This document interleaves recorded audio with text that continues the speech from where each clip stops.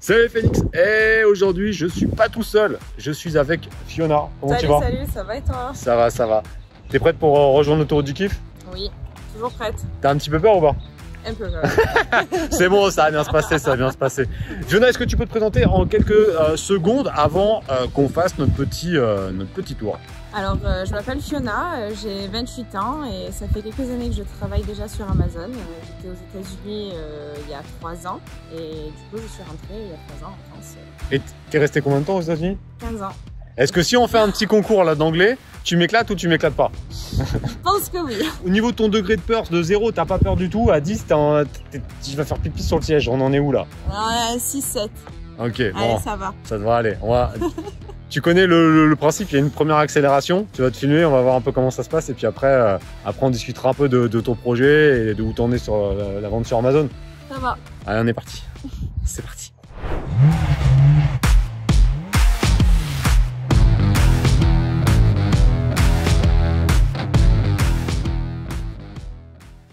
Tu vas démarrer, donc tu peux appuyer sur le bouton, là, tu restes et ça va démarrer. Vas-y. Voilà, c'est parti. Donc là en plus il y a une ligne droite, on va pouvoir faire la première accélération pour l'autoroute du kiff. Ouais. Allez. Un peu peur, mais ça va bien se passer, t'inquiète pas, ça va bien se passer. T'es parti là? Allez, l'autoroute du kiff, on est parti.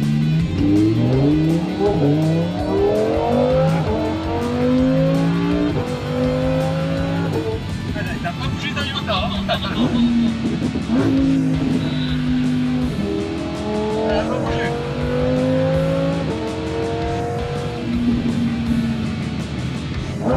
Alors, c'est comment? Le plus dur, c'est de tenir le téléphone. Alors, la petite accélération, ça a été? Ouais, ça a été. Oui, ça a été. Ouais. Bon, maintenant, on va sortir et tu vas nous expliquer un petit peu comment t'es arrivé dans la vente sur Amazon il y a 3 ans, le parcours, le projet, et puis ce que tu vas faire maintenant. Ok? Allez, c'est parti.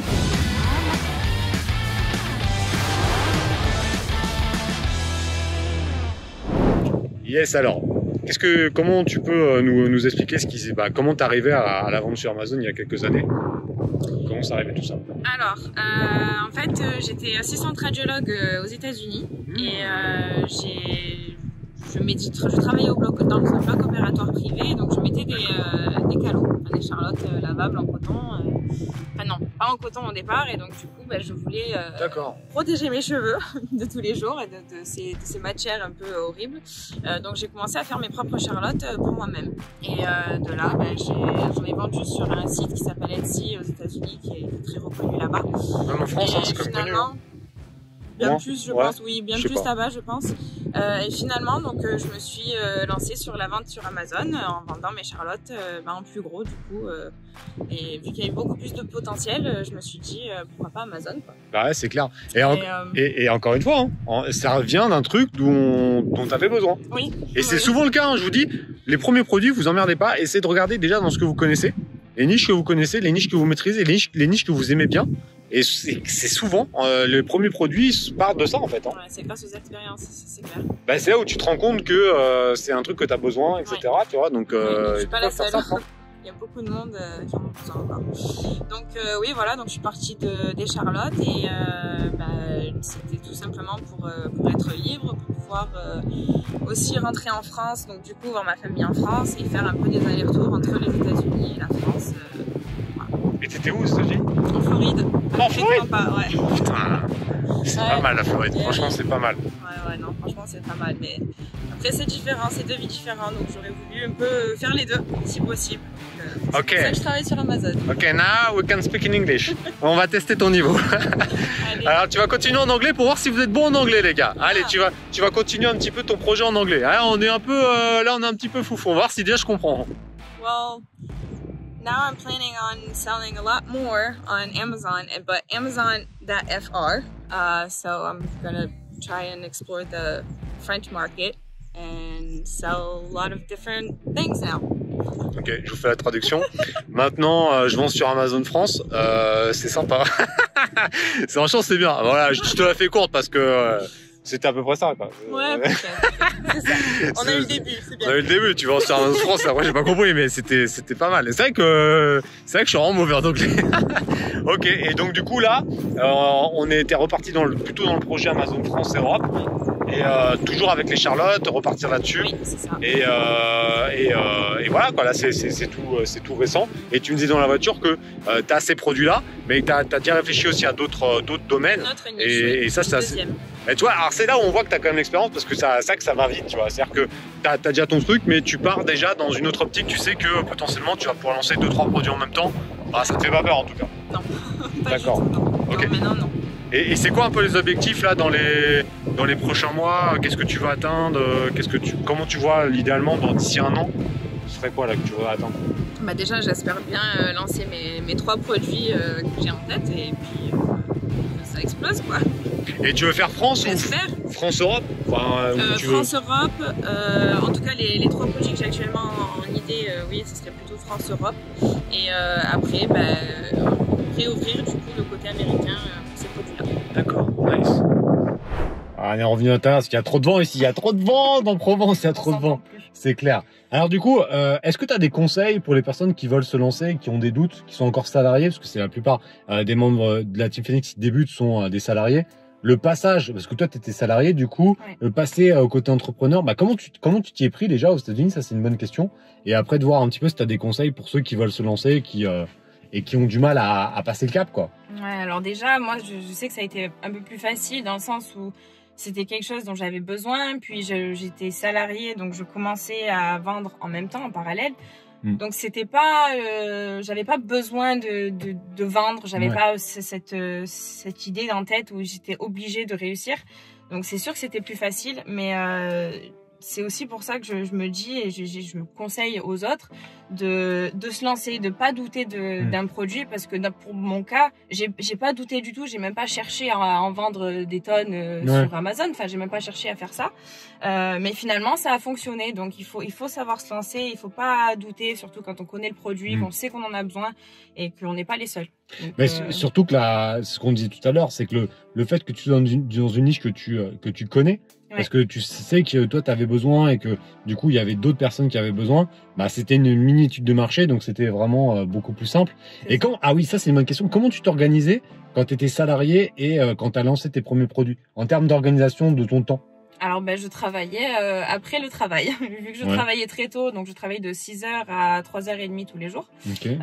Donc je rentrais du travail et puis je m'y mettais encore 1 ou 2 heures par jour jusqu'à ce que ça prenne un peu plus d'ampleur et puis dans ce cas-là je travaille un peu plus et puis finalement j'ai arrêté de travailler en tant que salarié et puis à plein temps chez Amazon. Le plan nickel, hein. J'ai envie de vous dire, ça c'est le plan idéal, c'est-à-dire de tester 1 heure ou 2 heures. Ah ouais. Alors après, je sais ce qu'on va me dire. Il faut travailler en plus. Eh les gars, on n'a rien sans rien. Vrai ou pas vrai? On n'a rien sans rien. C'est-à-dire que si toi, en fait, il y a pas 15 000. Il y a ceux qui sont au Pôle emploi. Bon bah là, si vous avez du temps et que c'est votre projet. Non mais c'est pas méchant. Mais ceux qui sont en création d'entreprise parce qu'ils sont au chômage, bah vous avez du temps, donc ça c'est ok. On a les salariés, bah comme Fiona. Bon bah là, il y a pas de secret. Hein. Il va falloir prendre. C'est un peu plus long. Mais c'est une transition. Mais d'un autre côté, 1 ou 2 heures par jour, c'est pas non plus, tu vois, c'est pas la mer à boire. Hein. Non. Parce que combien de personnes... C'est largement suffisant et puis c'est faisable. 1 heure ou 2 par jour, c'est rien. Il y en a la plupart des gens, c'est ce qu'ils regardent la télé. Bah, oui, il faut arrêter la télé. Aller faire du sport.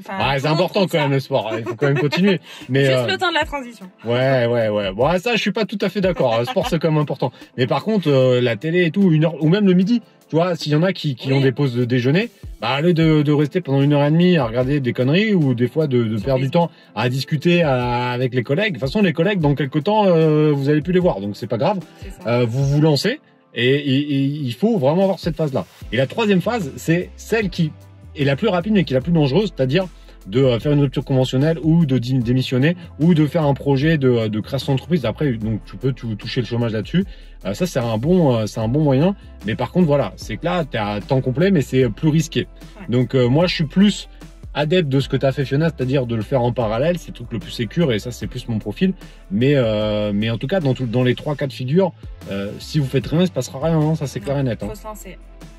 Et surtout se lancer. Et ce qui était intéressant, c'est que tu disais de pas douter sur le premier produit. Ça, c'est un élément qu'on retrouve souvent chez les bébés Phoenix. C'est-à-dire qu'ils sont là. ils imaginent un premier produit qui doit être parfait dans tous les cas de figure. Ouais. Et au bout d'un moment, faut y aller, quoi. Faut y aller. Ouais. Qu'est-ce que tu pourrais dire là-dessus? Tous les produits se vendent. Tout le monde aura besoin de quelque chose. On n'invente pas des produits pour rien, donc tout se vend. Et tant qu'on connaît le produit et qu'on a les bons points pour le vendre, il est vendable. Faut juste se lancer. Faites pas compliqué, surtout au début. Faites pas des trucs ultra compliqués. Faites simple. Non, bien sûr. Mais c'est vrai que si ça répond toujours au truc, hein, que vous avez une demande, c'est-à-dire qu'il y a déjà des concurrents. Il y a une demande qui est relativement correcte, pas des trucs non plus trop, mais pas trop non plus au début, ni trop peu ni trop. Voilà, une concurrence modérée, une demande modérée, et vous faites vraiment du bon marketing. Ciblé, oui. Ça vend. Ça vend et ça vendra toujours. Donc c'est pas si compliqué que ça, quoi. Bon bah nickel. Bon bah on est reparti alors.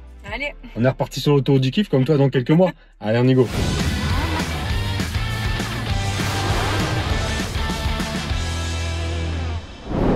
Bon allez, on a fini ce petit tour. Donc j'espère que les Phoenix, vous allez bientôt rejoindre aussi Fiona sur l'autoroute du kiff. Hein. Bah ouais, je vous le conseille. Et donc si vous voulez aussi participer au prochain épisode et vous habitez par ici, vous me dites, vous mettez en commentaire est-ce que vous voulez qu'on fasse un petit tour, vous nous expliquerez votre projet et puis voilà.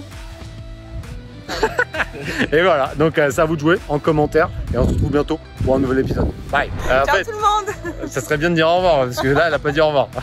Dire au revoir les Phoenix. Dis-le. Ciao les Phoenix. Putain. Alors ça avance sur Amazon par contre là, hein, la politesse c'est parti en vacances quoi, c'est resté en confinement. Ça s'est passé nickel, non mais c'était top. Bon alors c'est bientôt on va faire une vidéo avec toi aussi. Bientôt. Hein. Ah ça fait plaisir, ça fait plaisir.